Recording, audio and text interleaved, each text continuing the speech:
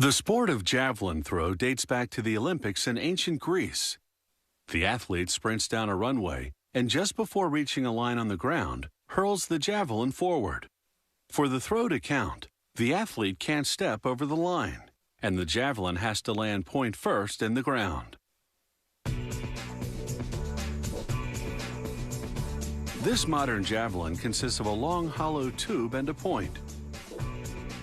The tube portion is called the shaft. This company uses strong, lightweight aluminum, but javelin shafts can also be made of steel or carbon fiber. The tube is 1.2 inches in diameter. It first goes into a taper machine where forming dies narrow the back end to very specific dimensions. The taper profile varies by model, but has to conform to international rules. After making the exact end of the taper, they slice off the excess tubing. The shaft is now its final length, 7.2 feet for a woman's model and 8.5 feet for a men's.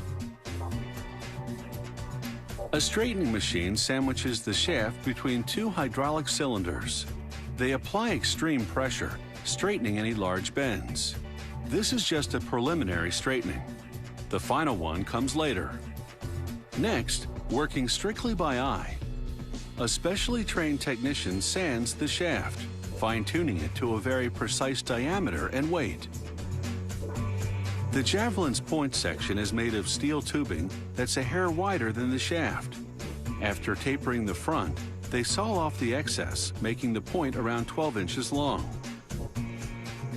Now for the point steel tip that jabs into the ground.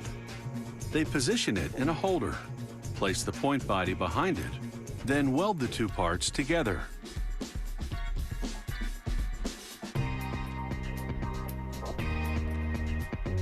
To make the point more aerodynamic, they sand down the weld line until it's flush with the surrounding steel.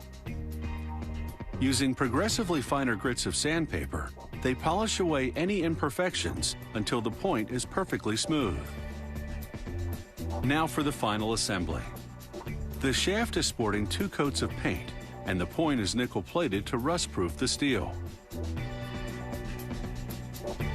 They mark how far up the shaft the point will go and slip it on temporarily.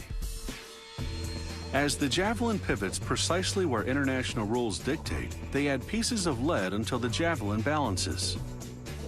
Then all the components go on a scale to ensure their combined weight abides by international rules.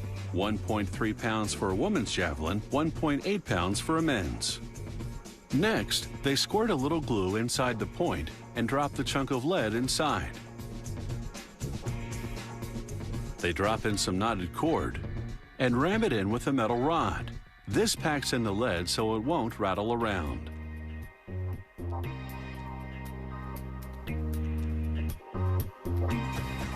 They use glue to adhere the point to the shaft. They drive home the point, so to speak, by throwing the javelin against a lead slab. The force of impact pushes the point into its final position. Now they recheck the javelin's overall weight. If it's underweight, they simply tape some sheet lead to the center of gravity, where the hand grip will hide it.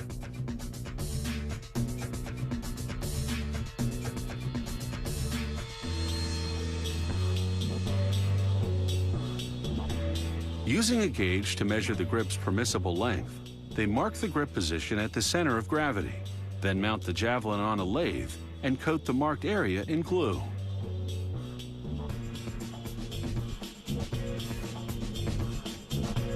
They wind cotton cord around the shaft over the glue.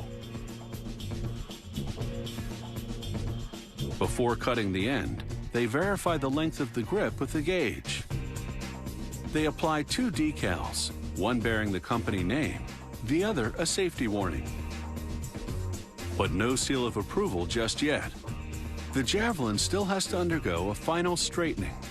This takes an expert eye and a small hand-operated press to straighten out any bends.